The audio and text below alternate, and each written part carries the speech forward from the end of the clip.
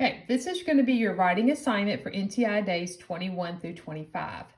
This week, you'll be writing a passage-based piece in the response to the article below, Green Invaders. Green invaders.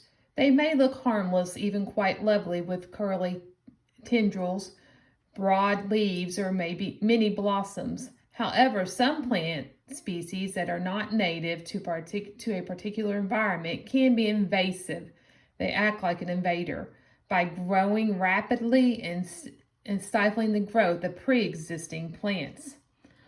Are all non-native plants invasive? Many of the plants that are familiar to us did not originally grow in North America. They were brought here by settlers from many other continents. Familiar grains such as wheat and oats are now at home and are basic elements of American agriculture.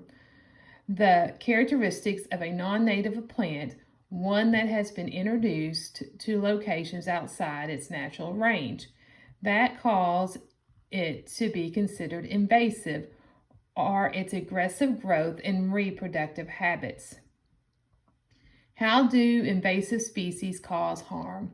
Non-native plants are very healthy, and as they spread, they reduce the diversity of plant life that exists in the location where they have taken root. They compete with native plants and may eventually displace them. In addition to affecting local plant life, invasive species can harm natural ecosystems in many ways. Among these are changing the characteristics of the soil, repelling or even killing native insects, harboring plant diseases. How do invasive plants become a problem? Some invasive plants, like purple loosestrife, for example, were introduced to a habitat in which they were not native by unsuspecting gardeners. These plants quickly spread as its seeds washed into waterways and were deposited in wetlands and woodlands.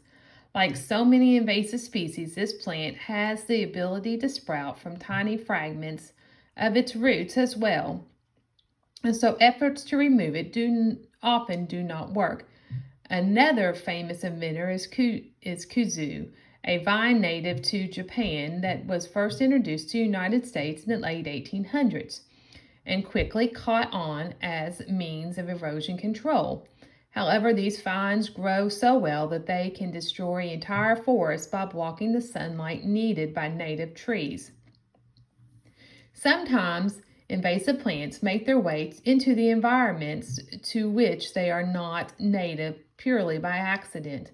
Bird and animal droppings may allow for the spread of seeds. Seeds can also be transported in the goods shipped from one region to another or in the muddy tires of vehicles used to transport these goods. What can we do about invasive plants? Individuals help reduce the problems created by invasive plants by finding out which plants are invasive in the area where they live. They learn to identify those plants and remove them from their own property when possible. Several state environmental organizations have worked together in the creation of a poster of Kentucky's least wanted plants. Others, like the Kentucky Exotic Pest Plant Council, work to raise public awareness about the problem of invasive plants and to encourage volunteers to become weed warriors in the fight against those green invaders. Okay, here's your writing situation. Your science teacher has asked each student in class to help make others aware of non-native plant species that are introduced outside of their natural range and the issue they can cause. You read the passage, Green Invaders, and you just decide to use the news media to create awareness, creating an argument against allowing this invasion to continue. Here's your writing task.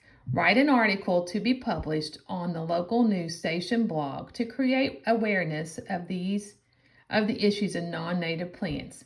In your blog, create your argument for the need to control the spread of invasive non-native plants with community action plan. Use information from your passage to support your plan.